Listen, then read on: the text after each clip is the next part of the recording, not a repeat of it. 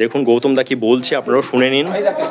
আমি 6 ফুটকে 1 ইঞ্চি কম, আমার উপরে হাত তোলা হয়ে গেছে, মানে 7.5 ফুট। আচ্ছা, এর নিচে আমি ইট গেঁথে তুলেছি, তারপর ঢালাই দিয়েছি। মানে 8 ফুট প্রমাণ করছেন? 8.5 ফুট প্রমাণ। ও 8.5 ফুট প্রমাণ করছেন। আচ্ছা, 8.5 ফুট নিচ থেকে বিম ধরে আমি তুলে দিয়েছি। ঠিক ঠিক। তাহলে বেশ, যদি পিন বোরিং এ যদি 4 তলা করছেন, তার থেকেও মজবুত এই বাড়িটা হয়ে গেল। আচ্ছা, যে কেউ বলতে পারে, তাদের সঙ্গে আমি চ্যালেঞ্জ করতে পারি এটা 4 তলার বিল্ডিং এর বেশ হয়ে গেল। কি রড ব্যবহার করছেন এবং কি cement? Tata Tiscon SSC F2R। আর F2R এসএসসি খুব ভালো সিমেন্ট সাজেস্ট করেছি যে এসএসসি F2R টা দেবেন, কারণ আমার এখানে এই কাজ করতে গেলে আচ্ছা যে সলিড কংক্রিট এবং ভরসা নিয়ে কাজ করা।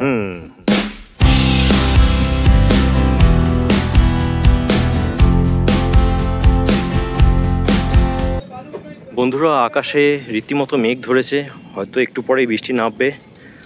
তার আগে দেখতে পাচ্ছেন আপনার আমার প্রত্যেকেরই সেই প্রিয় বিল্ডিং, গণেশ বাবুর বিল্ডিং, সেটাকে একেবারে গ্রাউন্ড জিরো থেকে তুলে ধরছি, রিপোর্টিং করছি।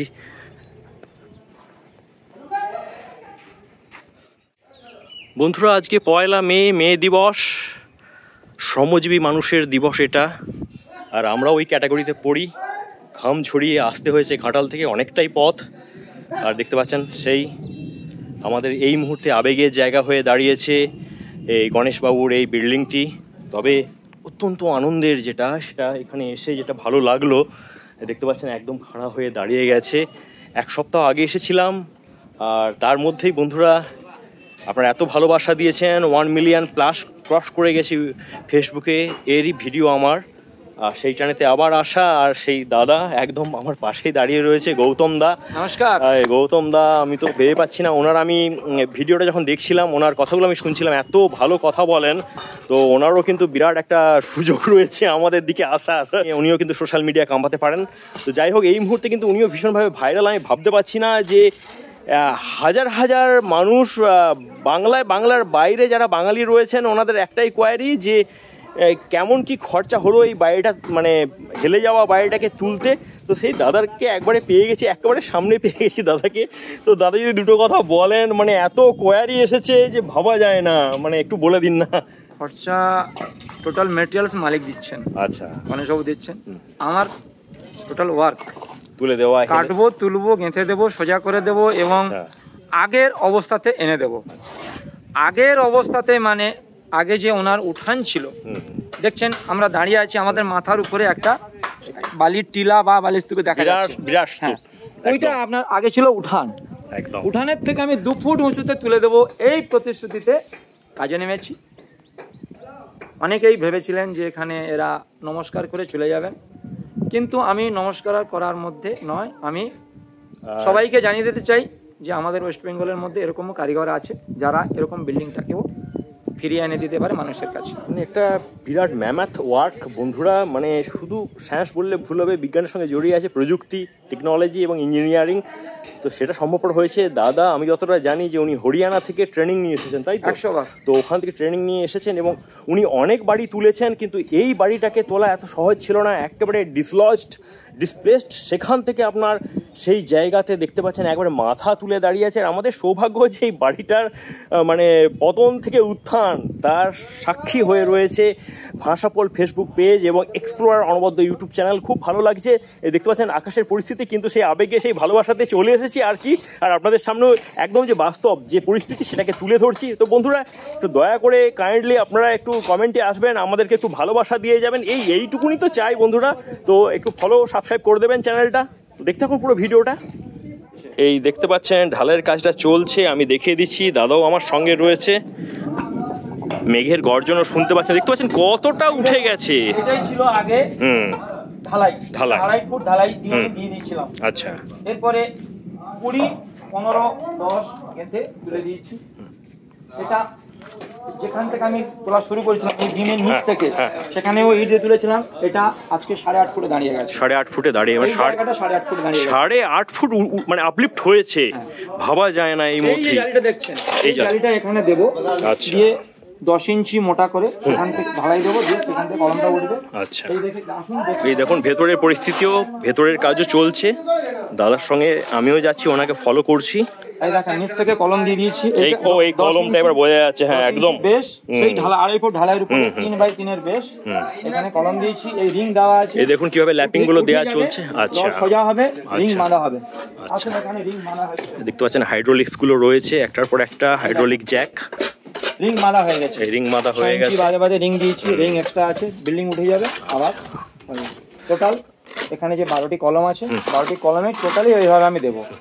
দাদা আমার অনেক কমেন্ট এসেছে, প্রায় 20 থেকে 25টার মতো কমেন্ট এসেছে। ওরা বলছে নাকি এইভাবে করলে বিল্ডিংটা দুর্বল হয়ে যেতে পারে। তো আপনি এই সম্পর্কে কি বলছেন? যেহেতু আপনি কমেন্টের জন্য আমি বলি, এই বিল্ডিংটা দুর্বল নয়, আরো বেশি মজবুত হয়ে গেল। এটা দোতলা ছিল, 4 তলার বেশ আচ্ছা হয়ে গেল। আচ্ছা, আর দোতলার বেশ যদি পিন বোরিং এ যদি 4 তলা করছেন, তার থেকেও মজবুত এই বাড়িটা হয়ে গেল। আচ্ছা, যে কেউ বলতে পারে, তাদের সঙ্গে আমি চ্যালেঞ্জ করতে পারি এটা 4 তলার বিল্ডিং এর বেশ হয়ে গেল। এটা কি কারণে এটা বলছেন? এতটা মানে শক্তি পাচ্ছেন গোয়া থেকে? শক্তি পাচ্ছে এই কারণে, একটা পিন বোরিং করে, পিন বোরিং জবল জালি দিয়ে যারা কাজ করেন ইঞ্জিনিয়ারিং প্ল্যানে, তারা কিন্তু এক্সট্রা করে বিন দিতে পারেন না মাটির ভিতরে ঢুকে। আচ্ছা, আমি এখানে ডবল ঢালাই দিয়েছি, এই ঢালাইটা। হ্যাঁ, এর উপরে আমি কলমের বেস দিচ্ছি।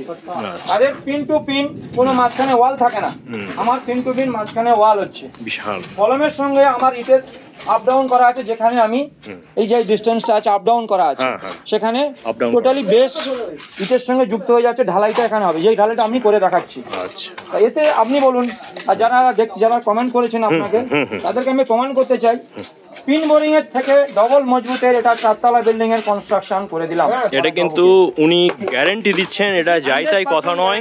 তো এগুলো আপনারা শুনবেন এবং বুঝে সুঝে কমেন্ট করবেন, এটা আশা রাখবো। ওনাদেরও অত্যন্ত কষ্ট করে এই বিল্ডিংগুলো করতেছি। দেখতে পাচ্ছেন আকাশে মেঘ, কিন্তু কাজ চলছে আর আমরা আসতে পেরেছি, দেখাতে পারছি। এইগুলো একেবারে লাইভ হেতে আপনাদের সামনে তুলে ধরছি, কি হচ্ছে কি চলছে এই মুহূর্তে। সেই আপনার যে ভাইরাল হাউস বিল্ডিং, তাতে সেগুলো তুলে ধরছি। বন্ধুরা এই পরিস্থিতির মধ্যে আপনাদেরকে দেখিয়ে দিচ্ছি, দেখতে পাচ্ছেন কি পরিমাণ বালি ছিল দুপাশেতে, ঘরটার ভেতরেতে। সেগুলোকে বাইরে বার করা হয়েছে এবং বিল্ডিংটা আপলিফট চলছে। আমি উঁচুর উপর দাঁড়িয়ে গেছি, যেটা ভরে দিয়েছিলাম। দেখুন এইটা কলম, একটা কলম 10 বাই 10 এর, কিন্তু এখানে আমি 10 বাই 10 নয়, এখানে 10 বাই 12 বাই 12 কলম আসছে। এই কলমটা এখানে উঠবে সোজা হয়ে, ইটের ল্যাপিং আছে, আমি জয়েন্ট গেলে দেবো। এইখানে আমার কংক্রিটটা বেশ মজবুত হবে। এই ওয়ালের কানেকশন হচ্ছে, কোনো রকম ভাইব্রেশন, কোনো রকম লোড ক্যাপাসিটি আচ্ছা পিন বোরিং এর থেকে অনেক বেশি। আর এই আপনার আর্থকোয়েক বা ভূমিকম্প কোনো অসুবিধা নেই। দেখুন, প্রাকৃতিক বিপর্যয়ে কোনো জিনিস নষ্ট হয়ে যাবে, কোনোদিন কেউ চ্যালেঞ্জ করতে পারবে না। দোতলা বিল্ডিং দাঁড়িয়ে থেকে যাবে, একতলা বিল্ডিং মাটির নিচে ঢুকে যাবে। আচ্ছা, বন্যাতে অনেক ছোট ছোট বাড়ি থেকে গেছে, বাড়িতে উল্টে গেছে। সত্যি প্রাকৃতিক বিপর্যয়ের সঙ্গে আমরা কেউ কম্প্রোমাইজ করতে পারবো না, কি কার কত বেশি ক্ষতি হবে। ঠিক ঠিক।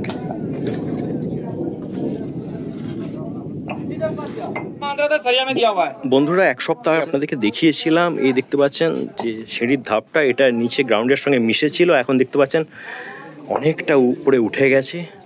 তো আপলিমেন্টটা রীতিমতো চলছে, কাজটা দ্রুত গতিতে এগোচ্ছে, আর সেগুলোই রিপোর্টিং করছি, তুলে ধরছি একের পর এক। দেখতে পাচ্ছেন হাইড্রোলিক জ্যাক দিয়ে বাড়িটাকে তোলা রয়েছে।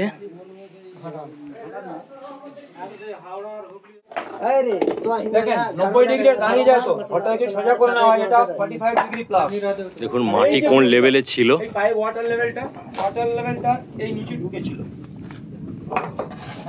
এই যে সানসেটটা দেখতে পাচ্ছেন, ওটাতে আমি এখান থেকে ডিঙে উঠে যেতে পারতাম, আমার সবাই সেখানে ডিঙে উঠেছিলাম। এনার ঘরে যখন কেউ যায়, ওর ডিঙে উপরে সানসেট দেখতে পাচ্ছ, সবার উপরে একতলাতে, ওটা ওইখানে দাঁড়িয়ে হাতে টাচ করা যেত। প্রতিদিনই তোলার কাজটা চলছে, লিফটিংটা চলছে। আশা করি একেবারে পূর্বের মতো অবস্থাতে ফিরে যাবে এবং সব থেকে আনন্দের বিষয় হবে, গণেশবাবু তার আপন ঘর আবার ফিরে পাবেন, এটাই বড় কথা। তো বন্ধুরা, এক্সপ্লোর মধ্য ইউটিউব চ্যানেল এবং ভাষাপল ফেসবুক পেজেতে একেবারে গ্রাউন্ড জিরো থেকে বাস্তবতা, গ্রাউন্ড রিয়েলিটি, সেই ভাইরাল বাড়ির পাঁশকুড়া জঁদরার কি পরিবেশ পরিস্থিতি, কতটা আপলিপমেন্ট হলো, সব কিছুই তুলে ধরলাম। আর এভাবেই আমাদেরকে ভিডিওগুলো করতে হয় প্রতিকূল পরিবেশের মধ্যেও। তো বন্ধুরা, আমাদের পাশে থাকবেন, সঙ্গে থাকবেন, বেশি কিছু না, একটু সাপোর্ট করার জন্য চ্যানেলটা সাবস্ক্রাইব করবেন, ফলো করবেন, দুটো কমেন্ট দেবেন যাতে আপনাদের সঙ্গে আমরা ইন্টারাকশন করতে পারি। আর বন্ধুরা সকলে ভালো থাকবেন, দেখা হচ্ছে নেক্সট ব্লগে, ততক্ষণের জন্য টাটা বন্ধুরা।